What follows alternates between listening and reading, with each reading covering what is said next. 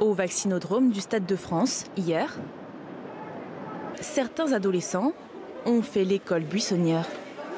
Alors là, entrée vaccination. À 15 ans, Antonin est venu avec sa mère pour se faire vacciner. Ouais, j'étais plutôt impatient, je voulais le faire directement. Dès que j'ai su qu'on pouvait se faire vacciner, j'ai cherché sur Doctolib. Le jeune garçon devait avoir les autorisations de ses deux parents et être accompagné de l'un d'eux.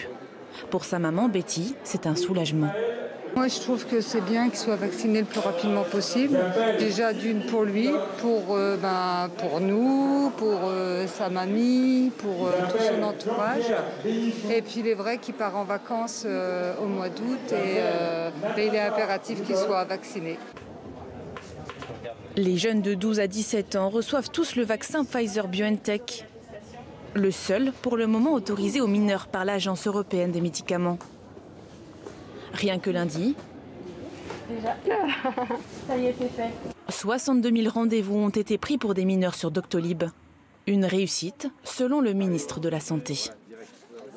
Nous en avons vu quelques-uns ce matin qui sont motivés pour se faire vacciner, avec la compréhension du fait qu'ils voudraient que leur collège, leur lycée l'année prochaine n'ait pas à fermer. Ils veulent aussi pouvoir partir en vacances plus librement. Et plusieurs ont parlé spontanément de l'immunité collective, à savoir que plus nous serons nombreux à être vaccinés et protégés, plus nous arriverons à écraser le virus, à terrasser le coronavirus.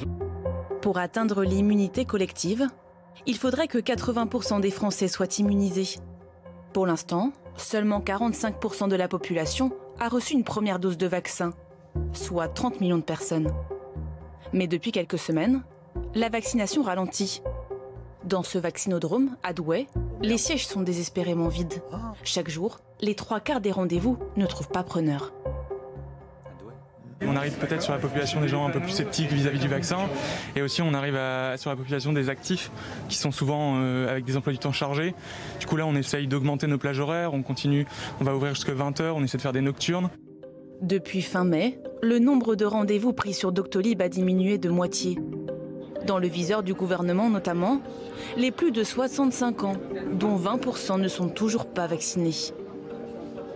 Parmi les préoccupations des Français, des plans de vacances bousculés par la deuxième injection. Plusieurs personnes dans mon entourage ont peur d'être un peu bloquées cet été, à ne pas pouvoir faire leurs vacances prévues. Si on ne peut que se faire vacciner pour la deuxième injection dans le même centre, ça risquait de poser problème pour être tranquille pour cet été. Pour inciter les Français à se faire vacciner avant les vacances, le gouvernement a annoncé hier réduire encore le délai entre les deux doses, dans la limite des 21 jours, au lieu de 35 auparavant. Dans certains cas, les Français pourraient obtenir leur deuxième injection sur leur lieu de vacances. Mais le gouvernement a rappelé que cela devra rester exceptionnel.